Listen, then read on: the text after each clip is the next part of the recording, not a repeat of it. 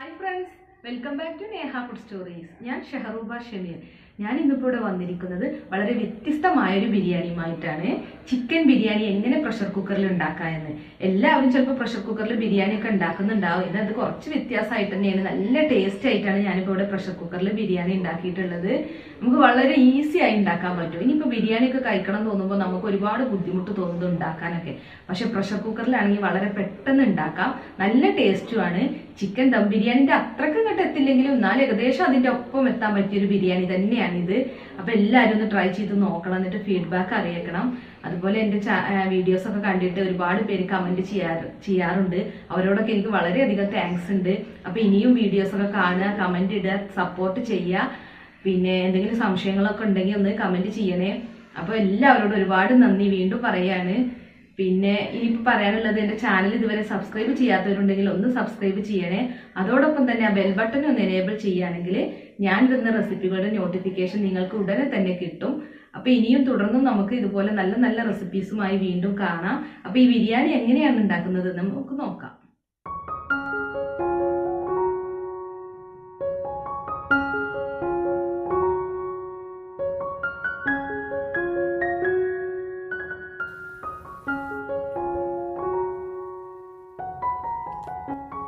അപ്പോൾ പ്രഷർ കുക്കറിലേക്ക് ആദ്യം തന്നെ 2 ടേബിൾ സ്പൂൺ നെയ്യ് ഒഴിച്ചു കൊടുക്കാം.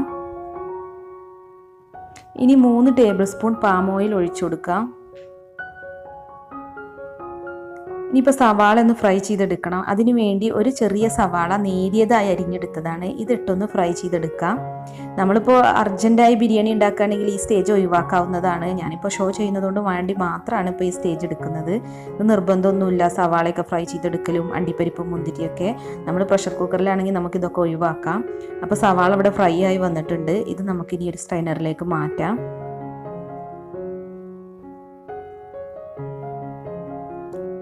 ഇനി ഇതേ സെയിം ഓയിലിൽ തന്നെ നമുക്ക് അണ്ടിപ്പരിപ്പും മുന്തിരിയൊക്കെ ഒന്ന് റോസ്റ്റ് ചെയ്തെടുക്കാം. കുറച്ച് അണ്ടിപ്പരിപ്പും മുന്തിരിയെ ഞാനിവിടെ എടുത്തിട്ടുള്ളൂ. ഇതിന് പ്രത്യേകിച്ച് കണക്കൊന്നുമില്ല. അണ്ടിപ്പരിപ്പ് റോസ്റ്റ് ആയി കഴിഞ്ഞാൽ നമുക്കിതിലേക്ക് മുന്തിരിയും കൂടി ഇട്ട് കൊടുക്കാം. കുറച്ച് മുന്തിരി എടുത്തിട്ടുള്ളൂ. ഇനിയിപ്പോൾ മുന്തിരി ഒന്ന് ഫ്ലഫി ആയി വന്നു കഴിഞ്ഞാൽ നമുക്കിതിൽ നിന്ന് മുന്തിരി മാറ്റാം.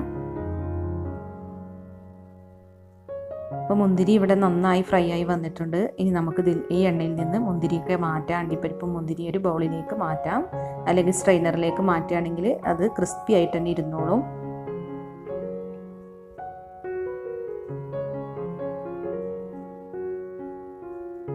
ഇനിയിപ്പോൾ അത് മാറ്റി വെക്കാം. ഇനി ഇതേ സെയിം എണ്ണയിലേക്ക് തന്നെ നമുക്ക് 2 സവാള നേരിയതായി അരിഞ്ഞെടുത്തിട്ടുണ്ട് ഞാൻ. അത് ഇതിലിട്ടൊന്ന് വഴറ്റിയെടുക്കാം. നമുക്ക് വളരെ പെട്ടെന്ന് ഉണ്ടാക്കാൻ പറ്റുന്ന ഒരു ബിരിയാണിയാണ് ഈ പ്രഷർ കുക്കർ ബിരിയാണി. പെട്ടെന്ന് തന്നെ നമുക്കിത് ശരിയാക്കാൻ പറ്റും. സാധാരണ ദമ്മൊക്കെ ചെയ്ത് ബിരിയാണി ഉണ്ടാക്കണമെങ്കിൽ വളരെ ബുദ്ധിമുട്ടല്ലേ. പ്രഷർ കുക്കറിലാവുമ്പോൾ നമുക്ക് പെട്ടെന്ന് കുട്ടികൾക്ക് ബിരിയാണിയൊക്കെ വേണമെന്ന് തോന്നുമ്പോൾ ഉണ്ടാക്കി കൊടുക്കാൻ പറ്റും. അപ്പോൾ നമുക്ക് സവാള ഇവിടെ സോഫ്റ്റായി വന്നിട്ടുണ്ട്. ഇതിലേക്ക് 2 പച്ചമുളക് ചതച്ചത്, 3 tablespoon ginger garlic paste ചതച്ചതും കൂടിയാണിത്. ഇതിട്ട് കൊടുക്കാം. ഇനി ഇതിൻ്റെ പച്ചമണം മാറുന്നത് വരെ നമുക്കൊന്ന് വഴറ്റിയെടുക്കണം. 3 പച്ചമുളകും അതുപോലെ 3 ടേബിൾ സ്പൂൺ ഇഞ്ചിയും 3 ടേബിൾ സ്പൂൺ വെളുത്തുള്ളിയും കൂടി ചതച്ചെടുത്തതാണ്. അപ്പോൾ ഇതിൻ്റെ പച്ചമണം മാറുന്നത് വരെ നന്നായി ഒന്ന് വഴറ്റിയെടുക്കുക.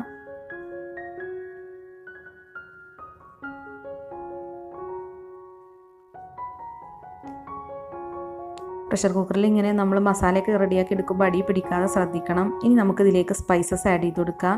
4 ഏലക്ക, 4 ഗ്രാമ്പു, 1/2 ടേബിൾ സ്പൂൺ വലിയ ജീരകം, ഒരു ചെറിയ കഷ്ണം പട്ട, 2 ബേ ലീവ്സ് എന്നിവയാണ് എടുത്തിട്ടുള്ളത്.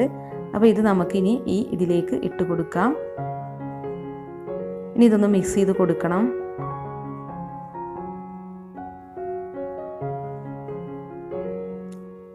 ഇനി നമുക്കിതിൽ പൗഡേഴ്സ് ഇട്ട് കൊടുക്കാം. ഞാനിവിടെ 2 ടീസ്പൂൺ മുളക് പൊടിയാണ് എടുത്തിട്ടുള്ളത്, 1 ടീസ്പൂൺ മഞ്ഞൾപ്പൊടി, 2 ടീസ്പൂൺ മല്ലിപ്പൊടി, ബിരിയാണി മസാല 2 ടീസ്പൂൺ, ബിരിയാണി മസാല ഇല്ലെങ്കിൽ ഗരം മസാല ചേർത്താലും മതി, ചിക്കൻ മസാല 2 ടീസ്പൂൺ. ചിക്കൻ വെച്ചാണ് ഇപ്പോൾ ഇവിടെ ബിരിയാണി ഉണ്ടാക്കുന്നത്. അതുകൊണ്ടാണ് ചിക്കൻ മസാല ആഡ് ചെയ്തത്. ഇനിയിപ്പോൾ ബീഫൊക്കെ ആണെങ്കിൽ മീറ്റ് മസാല ചേർത്താലും മതി. അപ്പോൾ ഈ പൊടികളുടെയൊക്കെ റോസ്മെൽ മാറുന്നത് വരെ നന്നായി ഒന്ന് വഴറ്റി കൊടുക്കുക. നമ്മളിങ്ങനെ മിക്സ് ചെയ്ത് കൊടുക്കുമ്പോൾ അടിയിൽ പിടിക്കാതെ ശ്രദ്ധിക്കണം. അതുകൊണ്ട് അത്യാവശ്യം ഓയിലൊക്കെ ചേർത്തിട്ട് വേണം ഇങ്ങനെ മിക്സ് ചെയ്ത് കൊടുക്കാനൊക്കെ ആയിട്ട്. അല്ലെങ്കിൽ കുറച്ച് വെള്ളം തെളിച്ചു കൊടുത്താലും മതി. ഇനിയിപ്പോൾ 2 ചെറിയ തക്കാളി ചോപ്പ് ചെയ്തതാണിത്, ഇതിട്ട് കൊടുക്കാം. ഇനി ഈ തക്കാളി ഒന്ന് വെന്തുടയണം. അതിനു വേണ്ടി നമുക്കിതൊക്കെ നന്നായി മിക്സ് ചെയ്ത് കൊടുക്കണം. എന്നിട്ട് അടച്ച് വെച്ച് കുക്ക് ചെയ്യുകയാണെങ്കിൽ തക്കാളി പെട്ടെന്ന് വെന്ത് വരും. അപ്പോൾ നമുക്കിനി ഇത് അടച്ച് വെച്ചുകൊണ്ട് ഒരു 5 മിനിറ്റൊക്കെ ഒന്ന് കുക്ക് ചെയ്തെടുക്കാം. ഇടയ്ക്ക് തുറന്നൊന്ന് ഇളക്കി കൊടുക്കണം. അതിന് ശേഷം വേണം നമുക്കിതൊന്ന് കുക്ക് ചെയ്തെടുക്കാൻ, അല്ലെങ്കിൽ അടി പിടിക്കാൻ സാധ്യതയുണ്ട്.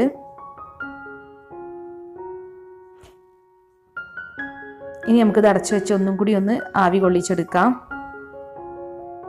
ഇപ്പോൾ തക്കാളിയൊക്കെ ഇവിടെ കുക്കായി വന്നിട്ടുണ്ട്.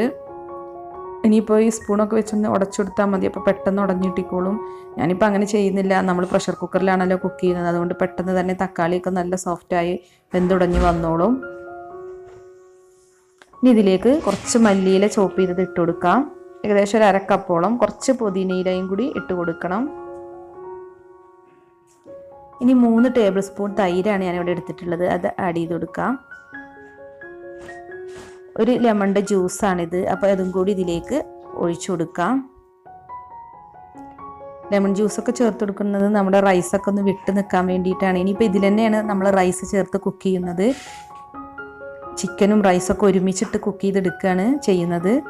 അപ്പോൾ അതിനു വേണ്ടി ഞാൻ 750 ഗ്രാം ചിക്കനാണ് എടുത്തിട്ടുള്ളത്. ഇവിടെ ചെറിയ പീസായിട്ടാണ് കട്ട് ചെയ്തിട്ടുള്ളത്. കാരണം മസാലയൊക്കെ നന്നായി പിടിക്കാനും പെട്ടെന്ന് കുക്കാവാനും ചെറിയ പീസാക്കാണ് നല്ലത്. അതുകൊണ്ടാണ് ഞാനിപ്പോൾ ചെറിയ പീസാക്കി എടുത്തിട്ടുള്ളത്. അപ്പോൾ നമുക്ക് ഈ ചിക്കൻ ഇനി ഈ മസാലയിലേക്ക് ഇട്ട് കൊടുക്കാം. ഇനിയിപ്പോൾ നിങ്ങൾക്ക് വലിയ പീസായി കട്ട് ചെയ്യണമെങ്കിൽ അങ്ങനെയും ചെയ്യാം കേട്ടോ. ഇനിയിപ്പോൾ നല്ലവണ്ണം ഒന്ന് മിക്സ് ചെയ്ത് കൊടുക്കുക. മസാലയും ചിക്കനും ഒക്കെ നന്നായി ഒന്ന് യോജിച്ച് വരണം.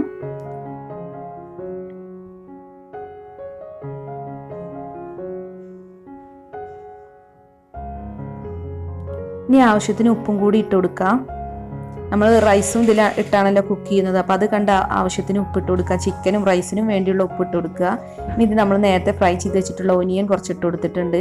അങ്ങനെ ചെയ്യുകയാണെങ്കിൽ നമ്മുടെ ബിരിയാണിക്ക് നല്ല ടേസ്റ്റ് ഉണ്ടാവും. ഇത് നിർബന്ധമൊന്നുമില്ല, ഓപ്ഷനാണ്.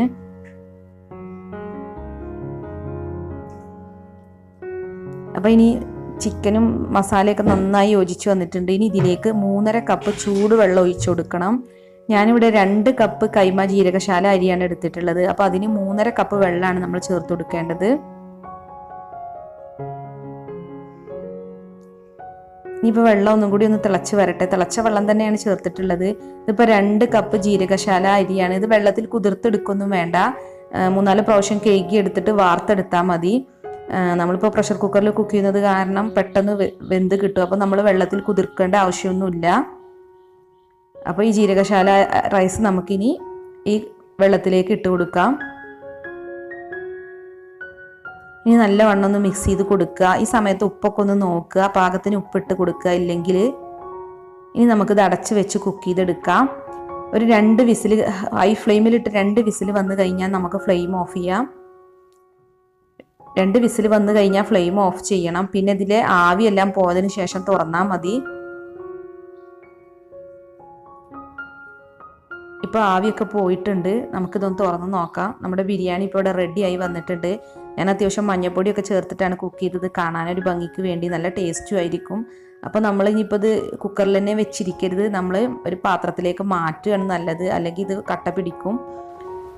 ഇപ്പം നമുക്കിത് കണ്ട വേവ് കൂടി എന്നൊക്കെ തോന്നും, പക്ഷേ ഇത് ജീരകശാല അരി ആയതുകൊണ്ട് തന്നെ വേവ് കൂടിയിട്ടൊന്നും ഉണ്ടാവില്ല. കറക്റ്റ് വേവ് തന്നെ ആയിരിക്കും.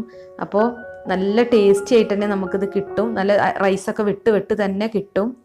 അപ്പോൾ നമ്മൾ നേരത്തെ ഫ്രൈ ചെയ്ത് വെച്ചിട്ടുള്ള അണ്ടിപ്പരിപ്പും മുന്തിരി സവാളയൊക്കെ ഇതിലേക്ക് ഇട്ട് കൊടുക്കാം. കുറച്ച് പുതിനയിലയും മല്ലിയിലയൊക്കെ ഇട്ട് കൊടുക്കാം ഭംഗിക്ക് വേണ്ടി. അപ്പോൾ നമ്മളുടെ അടിപൊളിയായ പ്രഷർ കുക്കർ ബിരിയാണി ഇവിടെ റെഡി ആയിട്ടുണ്ട്. വളരെ ഈസി ആയിട്ട് നമുക്കിത് ഉണ്ടാക്കാം. അപ്പോൾ നമുക്കിതൊരു പാത്രത്തിലേക്ക് സെർവ് ചെയ്യാൻ വേണ്ടി എടുക്കാം. നല്ല ടേസ്റ്റി ആയൊരു ബിരിയാണി തന്നെയാണിത്. പെട്ടെന്ന് റെഡിയാക്കാൻ പറ്റുന്നുള്ളതാണ് ഈ ബിരിയാണീൻ്റെ പ്രത്യേകത. അപ്പോൾ എല്ലാവരും ഒന്ന് ട്രൈ ചെയ്ത് നോക്കുക, എന്നിട്ട് ഫീഡ്ബാക്ക് അറിയിക്കുക. അപ്പോൾ ഞാനിതിൻ്റെ മുകളിലേക്ക് കുറച്ച് പുതിനയില ഇട്ട് കൊടുത്തിട്ടുണ്ട് ഒരു ഭംഗിക്ക് വേണ്ടി. എന്നിട്ട് എല്ലാവരും ട്രൈ ചെയ്തിട്ട് ഫീഡ്ബാക്ക് അറിയിക്കണേ. അപ്പോൾ ഇനിയും ഇതുപോലുള്ള നല്ല വെറൈറ്റി റൈസും മറ്റുള്ള റെസിപ്പീസുമായി നമുക്ക് വീണ്ടും കാണാം.